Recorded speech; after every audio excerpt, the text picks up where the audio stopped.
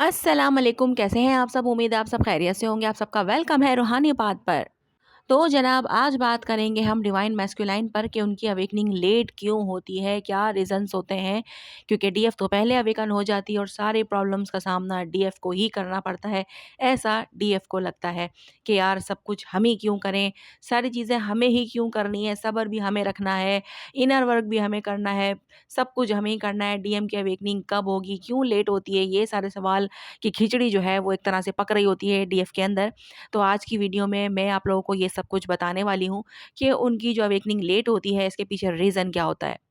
तो जनाब डीएम कभी-कभी अपनी स्पिरिचुअल और इमोशनल जर्नी में लेट अवेकन होते हैं।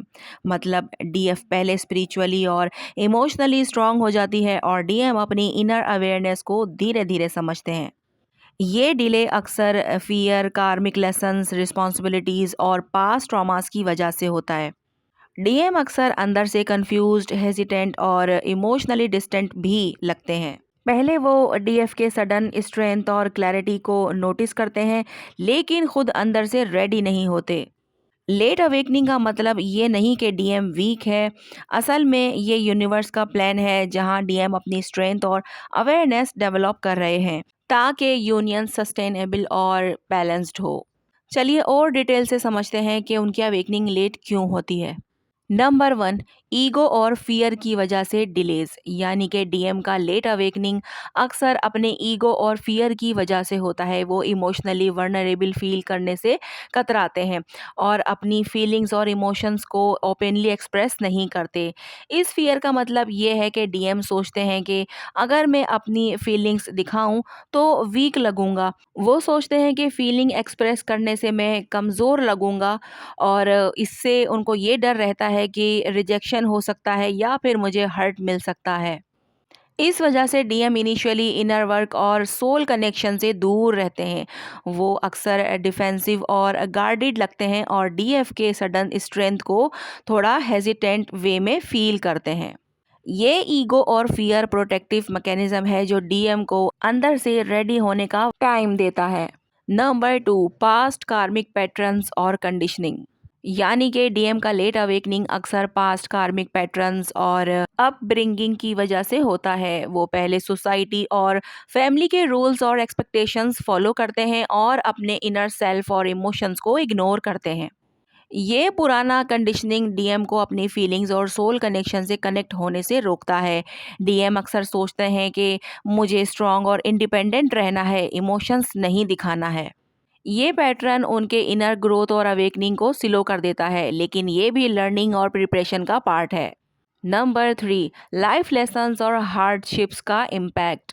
डीएम का लेट अवेकनिंग अक्सर लाइफ लेसन्स और हार्डशिप की वजह से होता है। यूनिवर्स चाहता है कि डीएम पहले रेजिलेंस, पेशेंस और सेल्फ रियलाइजेशन सीख ले। पहले उन्हें अपनी मिस्टेक्स और फेल्यूअर्स से गुजरना पड़ता है ताकि वो अपनी इनर स्ट्रेंथ और इमोशनल मैच्योरिटी डेवलप कर सकें।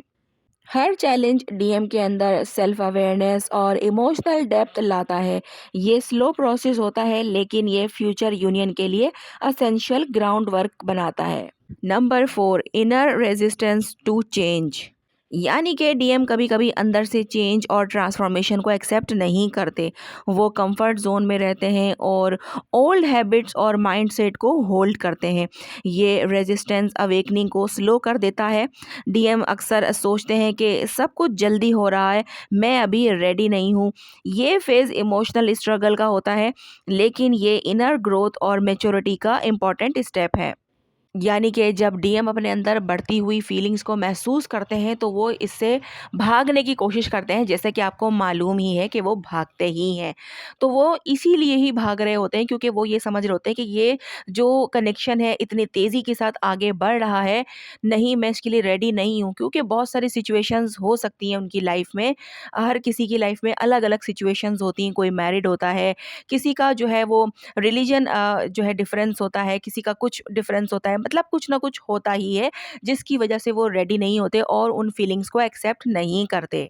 नंबर फाइव, डिवाइन टाइमिंग का रोल। डीएम का लेट अवेकनिंग अक्सर डिवाइन टाइमिंग और सोल प्लान का हिस्सा होता है। यूनिवर्स चाहता है कि डीएम अंदर से रेडी और बैलेंस्ड हो ताकि ट्विन फ्लेम यूनियन सस्टेनेबल और फुलफिलिंग हो। ये टाइमिंग अक्सर नेचुरली स्लो लगती है। डीएम के डिलेड रिस्पॉन्स डीएफ के लिए कभी कभी फ्रस्ट्रेटिंग या चैलेंजिंग लगते हैं, लेकिन असल में ये यूनिवर्स का प्रोटेक्टिव और गाइडिंग प्लान है। नंबर 6, इमोशनल ब्लॉक्स और सप्रेस्ड फीलिंग्स, यानी कि डीएम अक्सर अपनी इमोशंस को सप्रेस करते हैं। ये इमोशनल ब्लॉक्स अवेकनिंग स्पीड को स्लो कर देते हैं और वो इनिशियली डीएफ और सोल कनेक्शन की डेप्थ फील नहीं कर पाते। ये ब्लॉक्स अक्सर fear of vulnerability, past pain और इनसिक्योरिटीज़ की वजह से बनते हैं। जब डीएम धीरे धीरे अंदर से अपनी फीलिंग्स और फियर्स को फेस करते हैं, तब अवेकनिंग का प्रोसेस विजिबल और इम्पैक्टफुल होता है। नंबर 7, रिस्पॉन्सिबिलिटीज और वर्डली फोकस, यानी कि डीएम का लेट अवेकनिंग अक्सर कैरियर, फैमिली और वर्डली रिस्पॉन्सिबिलिटीज की वजह से होता है। वो पहले अपनी आउटर लाइफ और गोल्स में बिजी रहते हैं और इनर सोल जर्नी को प्रायोरिटी नहीं देते। ये स्लो फेज भी ज़रूरी है क्योंकि ये डीएम को सेल्फ रियलाइजेशन और इंडिपेंडेंस सिखाता है। जब वो अपनी रिस्पॉन्सिबिलिटीज़ मैनेज कर लेते हैं, तब उनकी अवेकनिंग और यूनियन के लिए रेडीनेस इंक्रीज हो जाती है। नंबर 8, कंपैरिजन विद डीएफ्स प्रोग्रेस, यानी कि जब डीएफ पहले स्पिरिचुअली और इमोशनली स्ट्रांग हो जाती है, डीएम अपनी डिलेड अवेकनिंग फील करते हैं। ये नेचुरली होता है क्योंकि हर सोल का ग्रोथ टाइमिंग यूनिक होता है। डीएफ का प्रोग्रेस डीएम के लिए वेकअप कॉल और मोटिवेशन बनता है, लेकिन अवेकनिंग जो है वो उनके अपने ही डिवाइन टाइमिंग पर होती है। डीएम अक्सर सोचते हैं कि डीएफ इतनी फास्ट ग्रो कर गई, मैं अभी भी पीछे हूँ। ये फेज उन्हें पेशेंस और सेल्फ रिफ्लेक्शन सिखाता है। नंबर 9, सेल्फ रिफ्लेक्शन और सोल वर्क रिक्वायरमेंट, यानी कि डीएम का लेट अवेकनिंग अक्सर अपनी इनर वर्क और सेल्फ रिफ्लेक्शन की वजह से होता है। वो अपने फियर्स, ईगो और पास्ट अटैचमेंट को समझते और रिलीज करते हैं। ये फेज क्रिटिकल है क्योंकि बिना इनर वर्क के डीएम फुली रेडी नहीं होते। डीएम के लिए ये लोनली और चैलेंजिंग लगता है, लेकिन ये ग्रोथ और मैच्योरिटी का सबसे स्ट्रॉन्ग फेज है। नंबर 10, पेशेंस और ग्रोथ का टेस्ट, यानी कि डीएम का लेट अवेकनिंग पेशेंस और ग्रोथ का टेस्ट है। डीएफ स्ट्रॉन्ग और रेडी होती है, लेकिन डीएम का डिलेड इमोशनल मैच्योरिटी और अलाइनमेंट का लेसन देता है। जब डीएम फुली अवेकन होता है, तब वो अवेयर, अलाइन और इमोशनली मेच्योर होता है। ये फेज दोनों के लिए स्ट्रॉन्ग और लास्टिंग यूनियन क्रिएट करते हैं, जो बैलेंस्ड और कॉन्शियस होता है। ठीक है जनाब, तो बात आई समझ में कि डीएम की लेट अवेकनिंग अक्सर ईगो, फियर, पास्ट, कार्मिक patterns, life lessons, emotional blocks और वर्डली फोकस की वजह से होते हैं। ये लेट अवेकनिंग डिवाइन टाइमिंग और इनर वर्क का रिजल्ट है। डीएफ का सडन स्ट्रेंथ और डीएम का लेट अवेकन दोनों मिलकर बैलेंस्ड, कॉन्शियस और स्ट्रॉन्ग यूनियन क्रिएट करते हैं। जब डीएम फुली अवेकन होते हैं, तब इमोशनल मैच्योरिटी, अवेयरनेस और सोल अलाइनमेंट के साथ रेडी होते हैं, जो रिलेशनशिप और लाइफ दोनों के लिए पावरफुल होते हैं।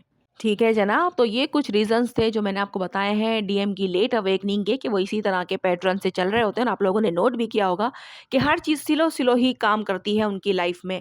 सब कुछ सिलो सिलो ही हो रहा होता है। चाहे आप लोग एनर्जी चेक करें, तब भी यही चीज़ पता चल रही होती है कि अवेकनिंग हो रही है, सिलो है, रुकी हुई है।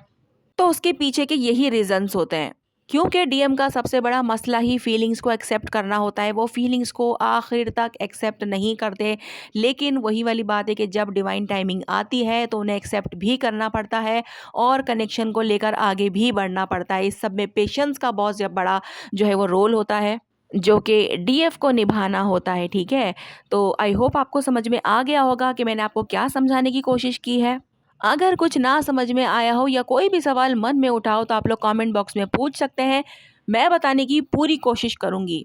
आज की वीडियो यहीं तक है। मिलते हैं हम लोग नेक्स्ट वीडियो में। अपना बहुत ज़्यादा ख्याल रखिएगा और मुझे दुआओं में याद रखिएगा। अल्लाह हाफिज़।